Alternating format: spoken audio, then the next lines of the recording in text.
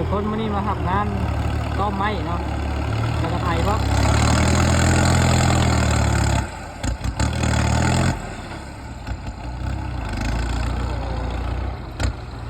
นี่ก็จะปลูกยางไม้โคตรหลายเลย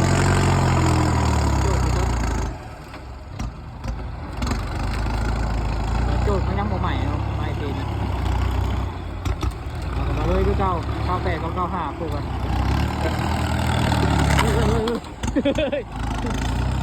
โอ้ไม่ยังโคตรหลายเลย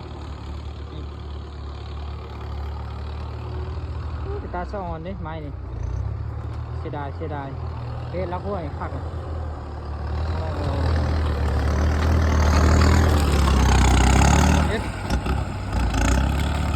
95สายลุย